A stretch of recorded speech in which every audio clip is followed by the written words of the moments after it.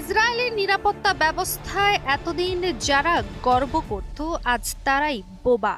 কারণ কোনো বুলেট, কোনো ড্রোন কিংবা কোনো সেনা নয়, বরং এবার হামলা হয়েছে তথ্যের উপর। গভীর রাত তেল আবিবের নিরাপত্তা চৌকিগুলো তখনও ঘুমিয়েছিল, কিন্তু এক ভয়ঙ্কর ছায়া তাদের অজান্তেই প্রবেশ করেছিল দখলদার রাষ্ট্র ইসরায়েলের মগজে। সেই ছায়া আজ তেহরানে আর হাতে ইসরায়েলের পরমাণু সংক্রান্ত গোপন নথির বিশাল ভান্ডার। কি এমন ঘটল যা ইসরায়েলের গোয়েন্দা ব্যবস্থাকেও করে দিল স্তব্ধ, এবং কিভাবে ইরানের গোয়েন্দা সংস্থা ইসরায়েলের গুপ্তচরদের ফাঁকি দিয়ে এত বড় সাফল্য অর্জন করল?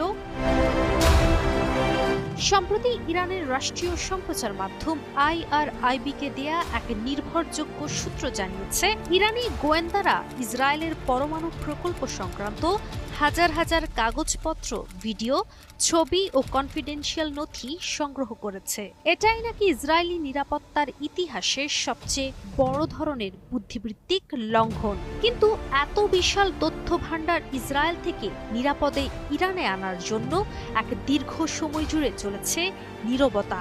এমনকি এ বিষয়ে যেন কোনো তথ্য ফাঁস না হয় তাই রাখা হয়েছিল নিউজ ব্ল্যাকআউট। জানা গেছে এই নথিগুলোতে রয়েছে ইসরায়েলের গোপন পারমাণবিক স্থাপনার মানচিত্র, গবেষণাগারের খুঁটিনাটি নকশা, নিরাপত্তা সিস্টেমের গঠন, এমনকি কিভাবে বোমা তৈরি করা যাবে সেই সংক্রান্ত সব তথ্য। সূত্র বলছে, এত বিশাল তথ্য যাচাই করতে এবং রিভিউ করতে ইরানের গোয়েন্দা কর্মকর্তাদের সপ্তাহের পর সপ্তাহ সময় লেগেছে। এদিকে এই ঘটনার পর শুধু ইসরায়েলি সেনাবাহিনী নয়, বরং পুরো ইসরায়েলি রাষ্ট্রযন্ত্রই হয়ে উঠেছে অস্থির।